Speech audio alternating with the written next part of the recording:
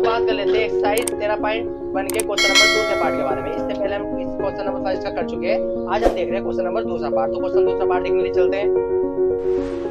दोस्तों question number इसका दूसरा देख लेते हैं। क्वेश्चन नंबर दूसरा क्या कह रहा है? क्वेश्चन दूसरा ये रहा है, कोई बर्तन एक खोखले अर्धगोले के आकार का है। मान लिया कि बर्तन है जो खोखले अर्धगोले के आकार का है, जिसके ऊपर एक खोखला बेलन अध्यारोपित है। इसके ऊपर ही क्या है?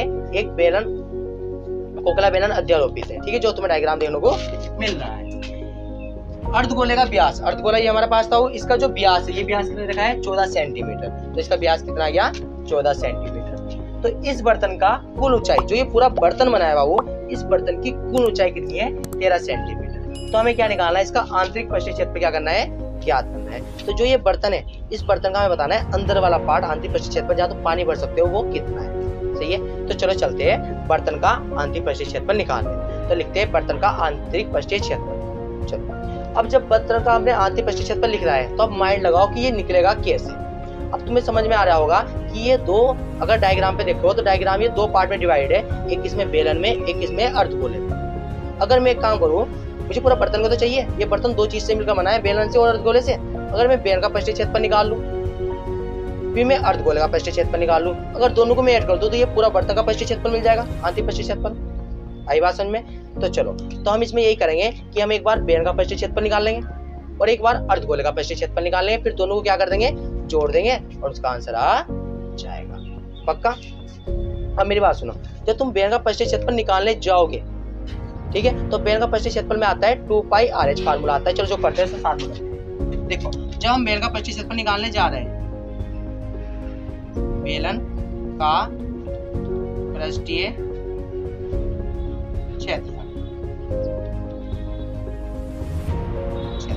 ठीक है, जब तुम बेलन का पृष्ठीय क्षेत्र निकालने जाओ तो फार्मूला आता है 2πRh। यानी कहना मतलब हमें बेलन की, इसमें बेलन की r क्या होती है? त्रिज्या, और h क्या होती है? ऊंचाई।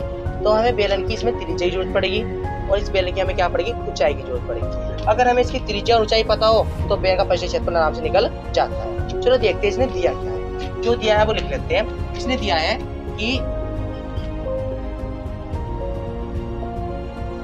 इसने दे रखा है अर्धगोले का व्यास कितना है? 14 सेंटीमीटर। तो इसने ये दे रखा है अर्धगोले का व्यास कितना रखा है? 14 सेंटीमीटर। कोई दिक्कत तो नहीं है? पक्का? फिर इसने क्या दे रखा है? इस बर्तन की कुल ऊंचाई दे रखी है।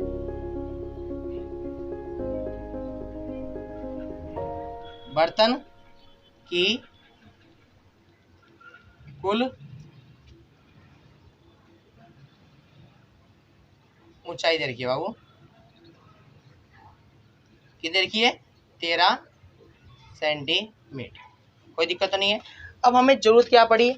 हमें जरूरत पड़ी है इसकी त्रिज्या की, किसकी? बेलन की त्रिज्या की और बेलन की ऊंचाई की। तो हमें बेलन की त्रिज्या नहीं पता और बेलन की ऊंचाई हमें नहीं पता, तो हमें बेलन की त्रिज्या निकालनी पड़ेगी और बेलन की ऊंचाई निकालनी पड़ेगी। अब वो कहाँ से निकलेगी पहले ये समझो, ठीक है। बेलन की त्रिज्या के लिए हम एक काम करेंगे।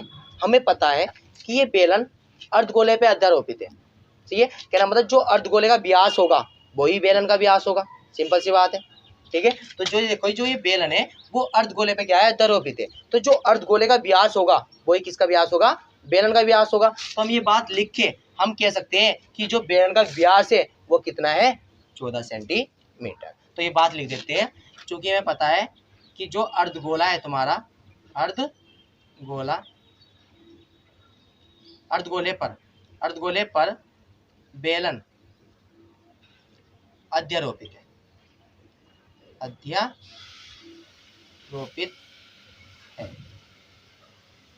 तो बेलन का, अर्धगोले का व्यास, अर्धगोले का व्यास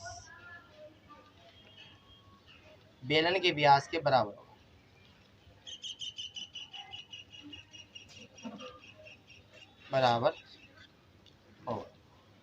सही है। तो ये बात लिख के हम कह सकते हैं कि जो बेलन है वो बेलन का व्यास कितना है? 14 सेंटीमीटर। तो ये बात हम यहाँ लिख देते हैं, बेलन का व्यास कितना है बाबू? 14 सेंटीमीटर। चलो बेलन का व्यास तो निकाल लिया हमने, 14 सेंटीमीटर है, परंतु हमें जरूरत किसकी पड़ रही थी इस टाइम पे? त्रिज्या की, बेलन की त्रिज्या की। तो हमें बेलन की त्रिज्या तो नहीं पता, तो तुम्हें पता है अगर हम व्यास का आधा कर दे तो त्रिज्या निकल जाती है। ठीक है, तो हम बात करते हैं बेलन की त्रिज्या निकालनी है तुम्हें। बेलन की त्रिज्या तो कितनी आती है बाबू, इसका आधा कर दो 14/2 और 2 सत्ते 14 यानी 7 सेंटीमीटर। पक्का, सही है। अब इसमें रखने के लिए हमें किसी चाहिए ऊंचाई की जरूरत पड़ेगी। किसकी? बेलन की ऊंचाई की। तो बेलन की ऊंचाई तुम्हें दे रखी है, तुम्हें बेलन की ऊंचाई नहीं दे रखी। क्या दे रखा है तुम्हें? तुम्हें इस बर्तन की संपूर्ण ऊंचाई दे रखी है। चित्र में देखो संपूर्ण ऊंचाई दे रखी है 13 सेंटीमीटर, तो तुम्हें बेलन की ऊंचाई नहीं दे रखी।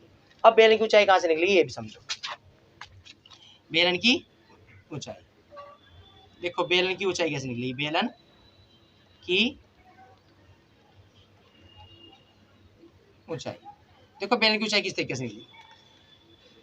जो ये तुम्हारा अर्धगोला है, जो तुम्हारा ये अर्धगोला है, ठीक है। अब इस अर्धगोले की जो त्रिज्या है, वो अर्धगोले की त्रिज्या देखते हैं। अर्धगोले का व्यास कितना है? 14 सेंटीमीटर। तो अर्धगोले की त्रिज्या भी निकाल लेते हैं यहीं। ठीक है, यहाँ देख लो अर्धगोले की त्रिज्या। अर्धगोले की त्रिज्या कितनी हो जाएगी बाबू? यहाँ से 7 सेंटीमीटर। 14 का आधा कितना हो जाएगा? 7। बस 7 को 7 से 2 से डिवाइड कर दो, तो कितनी आ जाएगी? उसकी त्रिज्या कितनी आ जाएगी? 7 सेंटीमीटर। तो अब तुमने अर्धगोले की त्रिज्या निकाली। अब समझो हमें क्या इस पर फोकस कर रहे थे, हम किस पर कर रहे थे? बेलन की ऊंचाई पे। तो डायग्राम में देखो, डायग्राम में तुम्हें दिख रहा है बेलन की अर्धगोले की त्रिज्या कितनी है? 7 सेंटीमीटर। और हमें पता है केंद्र से परिधि तक की दूरी कितनी होती है? इसकी त्रिज्या होती है।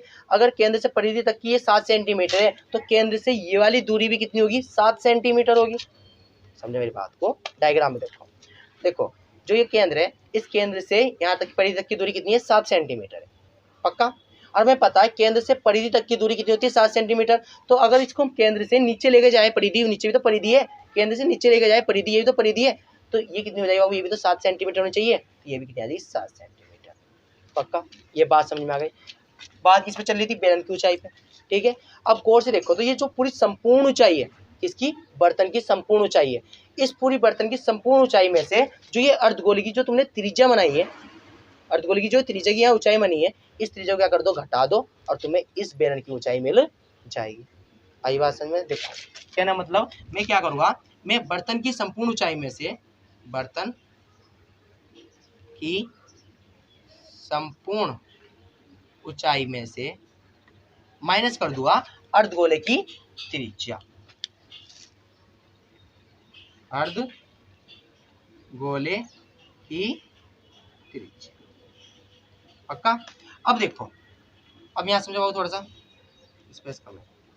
अब बर्तन की संपूर्ण ऊंचाई, बर्तन की संपूर्ण ऊंचाई कितनी है बाबू? यहाँ से 13।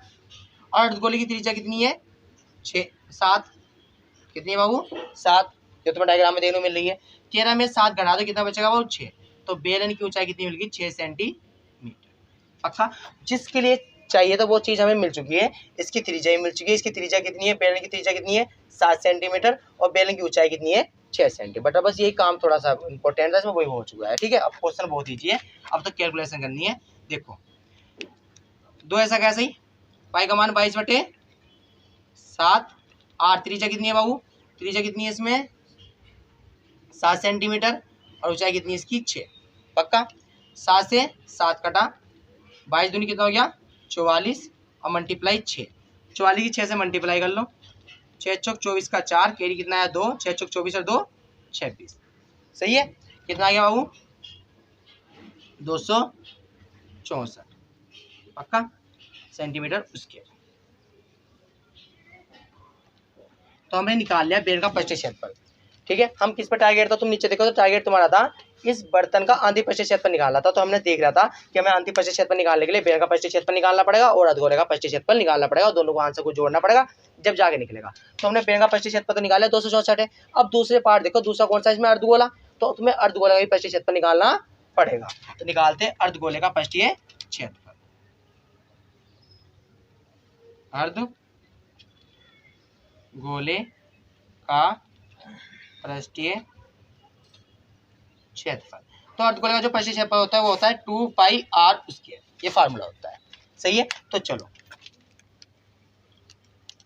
2 ऐसा कैसे ही, पाई की वैल्यू कितनी है? 22/7।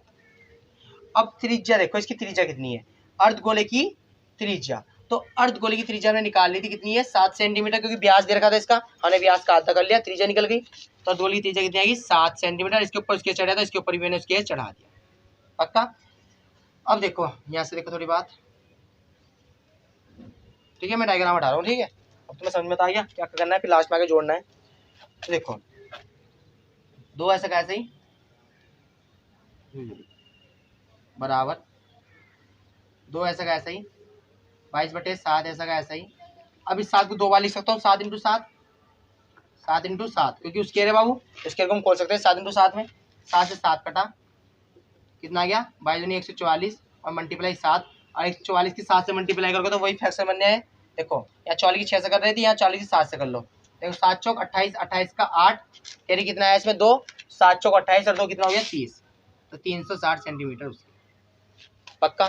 तो हमने दोनों चीज निकाल ली, हमने अर्धगोले का पृष्ठीय क्षेत्रफल भी निकाल लिया और बेलन का पृष्ठीय क्षेत्रफल निकाल लिया। हमसे क्या पूछ रहा था, बर्तन का संपूर्ण पृष्ठीय क्षेत्रफल तक आंतरिक पृष्ठीय क्षेत्रफल,